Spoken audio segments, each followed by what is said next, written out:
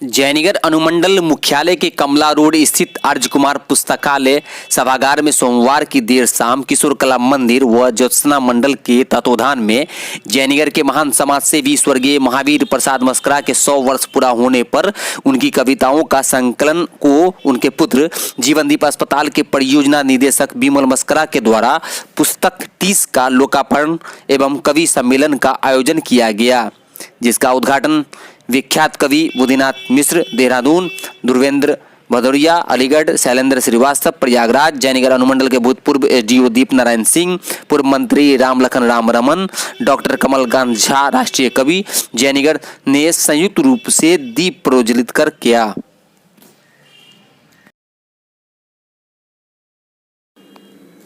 पुस्तक लोकार्पण के अवसर पर स्वर्गीय महावीर प्रसाद मस्करा के सुपुत्र विमल मस्करा ने अपने संबोधन में कहा कि 30 पुस्तक आज के समाज में जो घटित हो रही है उसके ऊपर स्टिक बैठती है। अधिवक्ता डॉक्टर वीरेंद्र झा अजीत आजाद को साधुवाद देते हुए कहा कि यह पुस्तक 30 को प्रकाशित करने में उन्होंने अहम भूमिका निभाई है। विख्यात कवि बुद्धिनाथ मिश्र ने कहा कि कविता ऐसी होनी चाहिए कि युवा पीढ़ी को अपनी ओर आकर्षित करे एवं सही मार्गदर्शन दिखाए। दूर दराज से आए ख्याति प्राप्त कवियों ने अपनी कविताओं को गाकर श्रोताओं को मंत्रमुग्ध कर दिया। खूब तालियां बटोरी। कार्यक्रम देर रात तक चला। कार्यक्रम में डॉक्टर त्रिपुरारी प्रसाद, डॉक्टर मनोहर जायसवाल, सुभाष शर्मा, अरुण जैन, अरुण गुप्ता, विशंबर पूर्वे, अनिल बैरुलिया, नारायण यादव, मुनिंदर दास समेत दर्जनों की संख्या में महिला पुरुष उपस्थित थे। कार्यक्रम की अध्यक्षता डॉक्टर कमलकांत झा एवं संचालन सुमन शर्मा ने किया। मस्करा परिवार की ओर से और फिर इस लोकार्पण और कवि सम्मेलन के आयोजन में शामिल किशोर कला मंदिर और ज्योत्सना मंडल का स्वागत करता हूं, जिन्होंने इस महत्वपूर्ण कार्य में हमारा सहयोग किया।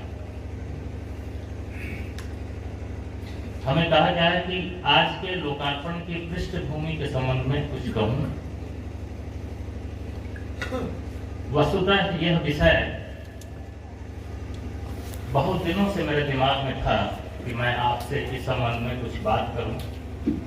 लोकार्पण पिताजी नहीं है, उनकी रचनाएं हैं, उसे छपाना है, ये जिम्मेदारी थी। तो हमने देखा कि हमारे देश के, हमारी इस संस्कृति के बहुत से ऋषि मुनि हुए, उसमें एक मल्लिकानाथ भी हैं। उन्होंने कहा कि साहित्य का उद्देश्य इंसान को और बेहतर इंसान बनाने का स्थान प्राप्त है। एक साहित्यकार को ही ये उद्देश्य ज्यादा है कि वो एक इंसान को बेहतर इंसान कैसे बना सकता है। मैं उसका उदाहरण देता हूं।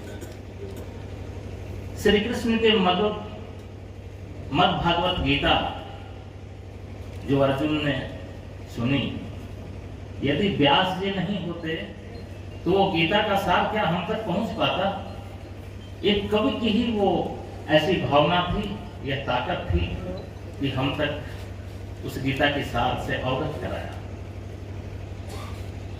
एक समय में रूस के टॉल्स्टॉय और भारत के तुलसीदास, जिन्होंने अपने कई पदों की रचना की और पूरे समाज के सांस्कृतिक चेतना को झकझोर कर दिया। आप सोचिए, अगर तुलसीदास नहीं रहते तो रामायण की चौपाई से आपको क्या रामचंद्र जी के मर्यादा पुरुषोत्तम होने की झलक भी मिलती? ये कवि ही कर सकता है। उसकी अपनी एक छवि होती है जो समाज को जोड़ के आपके सामने लाता है। मैं और उदाहरण दे सकता हूं। हमारी आजादी हुई, हम पूरी आजादी का श्रेय गांधी जी को देते हैं, लेकिन जरा एक पल से आप अगर निश्चिंत होकर सोचें तो बंकिम चंद्र चट्टोपाध्याय का अगर वंदे मातरम का गान नहीं होता तो क्या आंदोलन करने वालों के हाथ जोश में उठ सकते थे? नहीं। बंकिम चंद्र चट्टोपाध्याय थे जिन्होंने वंदे मातरम की रचना की और लोगों के खून में जोश भर दिया। तब कोई भी राजनीतिक, गांधी हो या कोई हो, वो आजादी दिलाने में सक्षम हुए। ये एक साहित्यकार, ये कवि ही कर सकता है, उतना ही नहीं। कॉपी रख लीजिएगा घर में। हमारा बगल का देश बांग्लादेश आजाद हुआ, वहां भी अमार सुनार बंगला यही गूंजा, तब लोगों में जोश आया। अगर अमार सुनार बंगला नहीं गूंजता तो बंगाल में भी उसको आजाद करने में कठिनाई आती। हमारा आपातकाल का दौर, जयप्रकाश नारायण आंदोलन में खड़े हुए, लेकिन उस आंदोलन में जब खड़े हुए, उनके पीछे जब टोली चली तो दिनकर की वही पंक्तियां गूंजी, सिंहासन खाली करो की जनता आती है। ये अगर नहीं होता तो जयप्रकाश भी मैं कह सकता हूं पूरे इत्मीनान से कि हमारा वो आपातकाल का भी दौर शायद मुश्किल से गुजरता। ये है एक कवि की ताकत। अगर उस कवि का, उनकी कविताओं का अगर हम सम्मान नहीं कर सकते हैं तो हमारा समाज आगे नहीं जाएगा। किसी के बूते की बात नहीं है। वही है हमारा दृष्टा, वही है हमें जोश दिलाने का और सही रास्ते पर चलने का वक्त पर मार्ग दिखाता है। आज ही बातचीत चल रही थी पुरुषजनों से कि हमारे जितने भी कवि हुए हैं वो संत और ऋषि हुए हैं। मीरा हुई है, उन्होंने रचा है। रविदास हुए हैं, सूरदास हुए हैं, सबों ने रचा है, कविताएं रची है। एक कवि ऋषि और संत जैसा होता है। जब तक आप ऋषि और संत जैसे नहीं होंगे तब तक कविताएं नहीं लिख सकते हैं। और अगर कविताएं लिख सकते हैं तो आप ऋषि गुण में जा सकते हैं। ऐसा नहीं है कि आप शराबबंदी पर बोलें और शराब पिए, ये दूसरे लोग कर सकते हैं, लेकिन एक कवि नहीं कर सकता। अगर करता है तो वो कवि नहीं। ऐसी बात एक हमारे आदरणीय कवि जी ने भी कही। मैंने देखा कि मैं जो सोच रहा हूं बिल्कुल सही है, लेकिन आज हम नहीं, पूरा विश्व बैलगाड़ी से चले थे, मंगल ग्रह तक पहुंच गए, लेकिन इन मनुष्यों को हम भूलते गए और सारे के सारे साहित्य आ गई कहां? कंप्यूटर और मोबाइल, डिजिटल हो गई। कवियों का आदत भूल गए। आज हमें बड़ी खुशी है कि आप इतनी संख्या में यहाँ पधारे हैं। कुछ ही दिनों पहले एक लोकार्पण का कार्यक्रम था तो मैंने बड़ी दुखी मन से कहा था, 10 लोग थे सिर्फ। हमने कहा कि ये ऐसा देखकर हमें दुख होता है कि एक साहित्यकार का एक लोकार्पण समारोह कितनी मेहनत लगती है एक किताब लिखने में, और उसके लोकार्पण समारोह में 10 लोगों के यहाँ जुटान है। कोई समाज को लगता है किसी किताब से कोई मतलब नहीं है। वो कहते हैं कि साहित्य की कोई भी चीज आएगी तो हम मोबाइल में पढ़ लेंगे, और इसीलिए हमारे गुलजार ने कहा है, ये वहां तक बात पहुंची है, किताबें झांकती हैं बंद अलमारी के शीशे से, बड़ी हसरत से ताकती है मुलाकातें नहीं होती, जो सामने अक्सर उनकी सोहबत में कटती थी अब जब गुजर जाती हैं कंप्यूटर के पर्दे पर। ये सही है। 30 ये मेरा नाम उस पुस्तक का दिया हुआ नहीं है, ये पिताजी का दिया हुआ नाम है। तो मैं जानता हूं कि ये उनका अपने अंदर से आवाज उठी, वो नाम दिया। एक बार उन्होंने एक पांडुलिपि तैयार की थी, आज से मैं समझता हूं कि 20-22 साल पहले, जब साहित्य अकादमी के निदेशक हुआ करते थे भगवती शरण मिश्र बिहार में। उन्होंने आश्वासन दिया था कि अगर आप एक पांडुलिपि छपाएं दें, अगर किताब छपानी है, मैं चाहता हूं कि छपे, तो एक पांडुलिपि भेजें तो मैं छपाने का प्रयास करूंगा। मैंने ही सारी कविताएं छांटी और हाथ से लिख कर और उन्हें भेजा कि किताब छपे।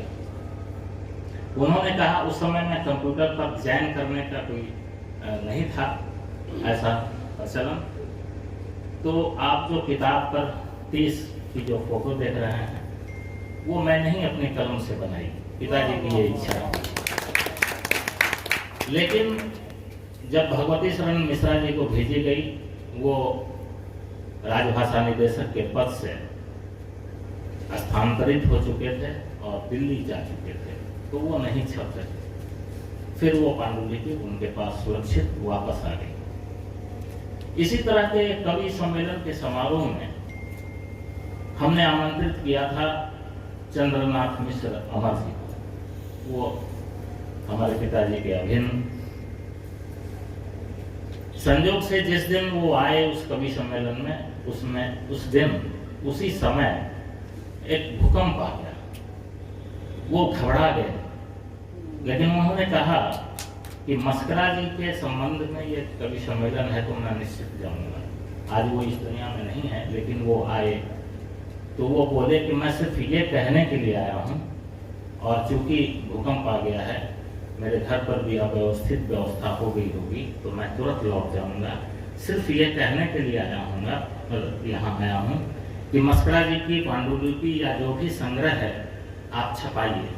आपको कोई कठिनाई है तो आप हमें बताइए, लेकिन छपनी चाहिए, ये मैं आपसे आश्वासन लेके जाना चाहता हूँ। उनकी ये बातें हमारे दिल में उतर गई और हमने प्रयास किया। उनकी पांडुलिपि खोजी। संयोग से मेरा उस समय का बना हुआ जो आवरण चित्र था वो भी मिल गया। फिर मेरे साथ समस्या थी कि इसे कौन छापेगा, कैसे छपाऊं, कहाँ छपाऊं। लेकिन मैं बहुत बहुत आभारी हूँ वीरेंद्र झा जी का, जो अधिवक्ता है यहाँ जयनगर में, यहाँ आए हुए हैं। मैं चाहूँगा कि